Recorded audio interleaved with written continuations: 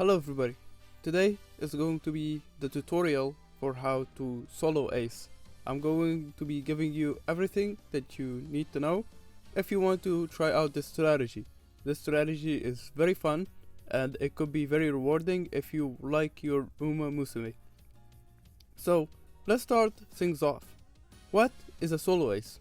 Solo ace is a strategy that makes your Uma the main win condition.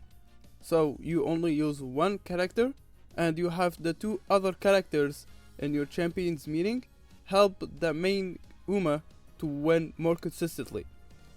These Umas over here are made by multiple different people in VF Discord, and this is the CM7 result.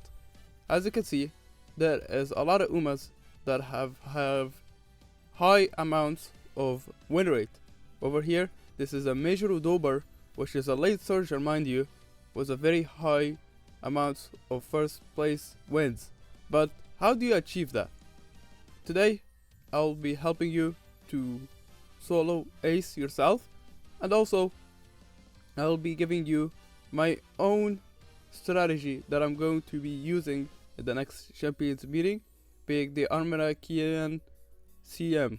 Okay, so how do you solo ace? Firstly, you want to understand your Uma's strengths and weaknesses.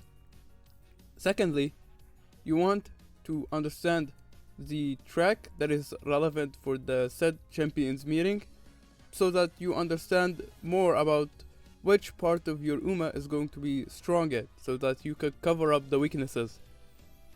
3 is the pennant that are effective for your strategy and how to increase your affinity very high so that you can get around poor affinity if they have bad relationship.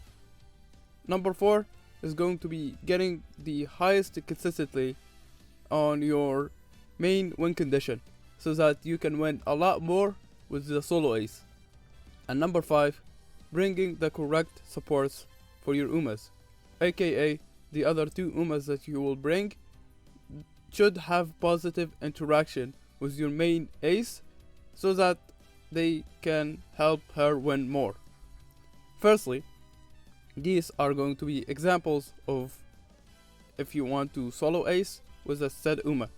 This is going to include an Uma from each strategy. Let's start with Sky. She has the best front runner unique effect for mile, medium, and sometimes long, and she has very interesting growth rates, being 20% wit, 10% stamina. But since she has very strong late game, she doesn't have that strong of a mid game. So she struggles against runaway Suzuka and also a proper built frontrunner. How to solve that issue is that you focus more on the mid game than on the late race, so that you can consistently get the main win condition on Sky, being angling and scheming. Augury Cap has Triumphant Pulse. Triumphant Pulse is, Triumphant Pulse, it's literally the best unique skill in the game for pace late and end for the late race. She has very good growth rates of 20% speed, 10% power. She can run any style that isn't front, but her main issue is that she has no mid game at all. So to solve her issue, again, like Sky, you want to build her properly for the mid game and also try to get a decent skills for the late race. Major Udober is going to be different than these two. Not every Uma is going to have a strong late race, but Major Udober has very strong unique, being moving past and beyond.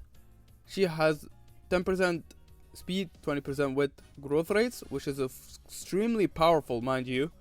However, her unique is inconsistent due to the rush to condition, and also sometimes it activates too early in some maps. So how do you solve the issue of Major Udober?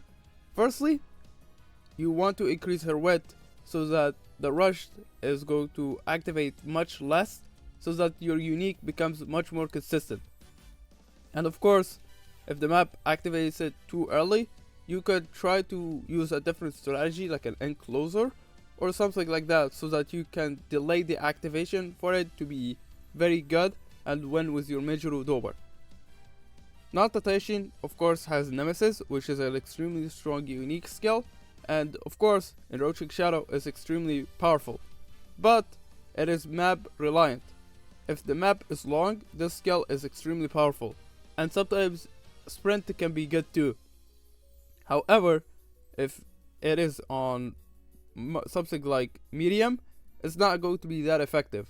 However, you can use other strategies, or skills, like let's pump some iron, and also stack the mid game, like I'm going to be talking about later on, to help Notation to be in the front, so that she can proc Nemesis, and after position keep, she can win.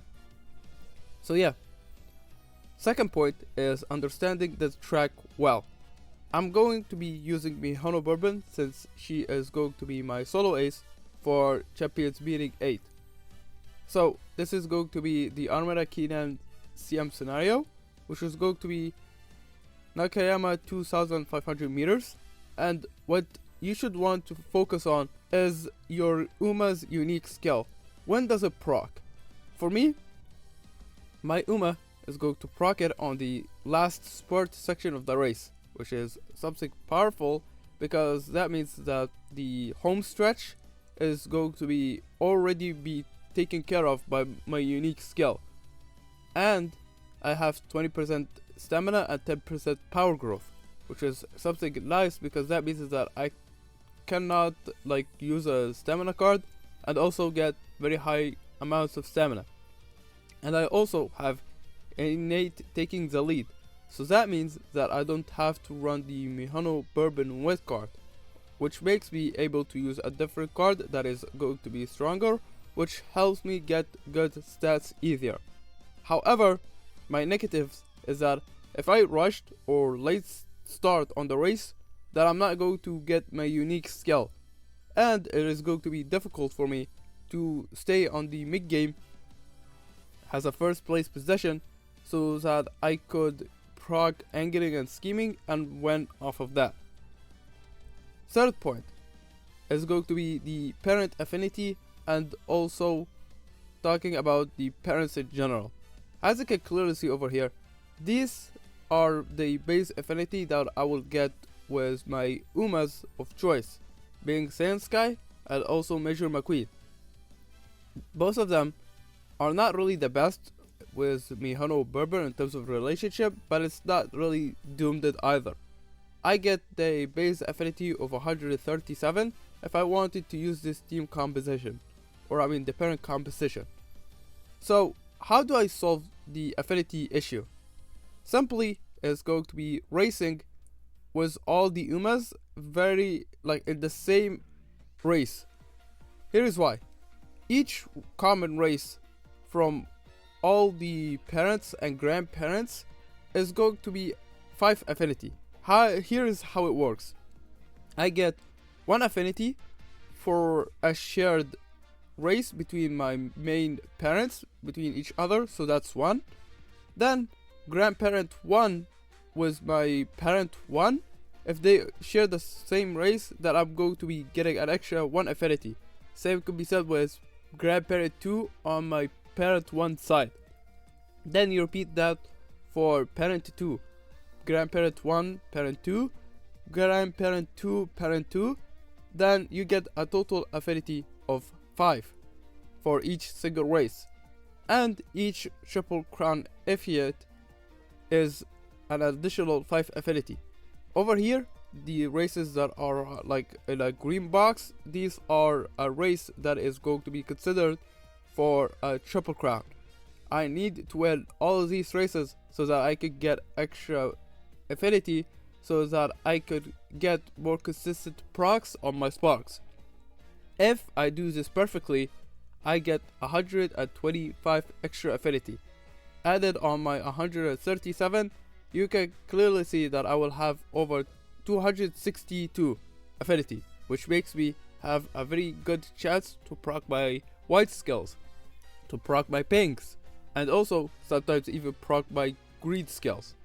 Another thing that I want to talk about is the unique skills. As you can clearly see, I have Saiyan Sky on my main parent and also has a grandparent.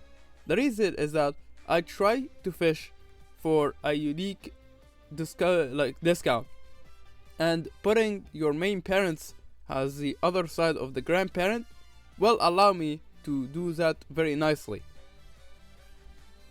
Then, point number 4 is getting the highest consistency on my main win condition, being angling and scheming.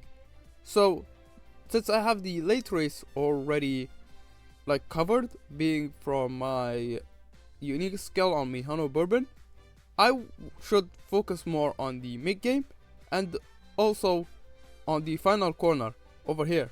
This is corner 4 because of the strategy called C4 nuke or corner 4 burst, where you could stack a couple of skills that specifically target on the corner 4 and make your Uma launch, and hopefully from that distance gained she wins the race. So I need to also focus on the corner 4 so that I could also, stack it alongside of my last straight skill for Mihano Bourbon, and boom, I win the race. And then also try to get very high wit so that I reduce the chances of getting rushed and also late start. You might be asking, how do I get good saturation? Unfortunately, I can't really consistently get good saturation because of my deck situation. You can get away with good saturation if you actually have a very strong deck, but I unfortunately do not have that. But I'm going to probably if I have the spare points, I'll probably buy focus. Anything that will make my unique slightly more consistent. Point number 5. Bringing the correct support Umas to help your main win condition or your solo ace. Runaway Suzuka is going to be extremely powerful for me because she is going to be setting the pace for the lobby, and I give her low stats so that she falls off after the position keep, which allows Mihano Bourbon to pass her. And I'm going to be bringing a skill called ramp up, or even it's on if I get lucky on my career, which allows me to get a target speed increase for overtaking somebody in the mid game, which of course helps my Bourbon create a gap so that I could combat the Umas that have mid game unique skills. And I'm going to be of course bringing debuffer skills on my Suzuka. Even after she does her job and fall off, she can still proc a debuff skill or two, which helps my main Uma win more, if it is going to be very important. Next Uma is going to be Halloween Rush Shower, and have her be an overtake target so that I can proc her unique and drain some of my opponent's stamina. It's not that much, but considering that I'm also going to be running stamina debuff skills, it could make a decent change where there is an Uber that is barely above stamina cap, and of course when I proc this unique alongside my debuffs, will probably over stam that Uma and she falls off completely. And she also comes with a trick called Tantalizing Trick, which is something actually going to be decent for this champion's meeting. It's not the most consistent because of my own Uma rushed, it's going to proc this skill. However, if there is an Uma that is of the opponent rushed, she will be penalized with a 0.03 stamina reduction, which is about 2 white skills. And that means that Uma is going to take a large chunk of her stamina because of how rushed works, because you consume more stamina. And that's probably going to kill a single Uma that I have to worry about. So, what about the pace, late, and also end closers? Well, just play Chariot. Chariot's strategy is unfortunately your probably main strategy for long CM. I'm only going to be talking about CM8. You can make your own judgments moving on from CM8. But of course, Chariot is very powerful. So what is chariot? Like the basic TLDR is that you have two Umas that are a front or a runaway, that's optional.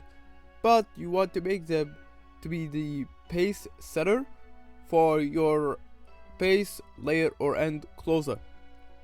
And that means that you will have stronger pacing lobby, and if your mid game is going to be stronger, it will help them boost a little bit forward, which makes them stronger in the big game and also in the late race.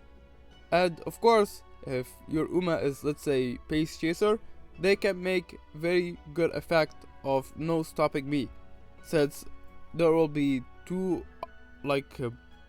Umas in front of them. They will have a very good likelihood to proc no stopping me. And of course, the more front runners in the lobby, the more chances of you proccing your no stopping me, which helps your backliner or your pace chaser to win more. If you want more detailed explanation, this is a video made by W Agent where he talks about rejecting the traditional strategies of gambling uniques for more consistency, which is speed carryover, and also he talks about how Chariot's strategy works. And yeah, that's pretty much it. If you found this video to be helpful, consider subscribing and consider joining the Discord server, link it in the comment section, and I hope to see you in the next one.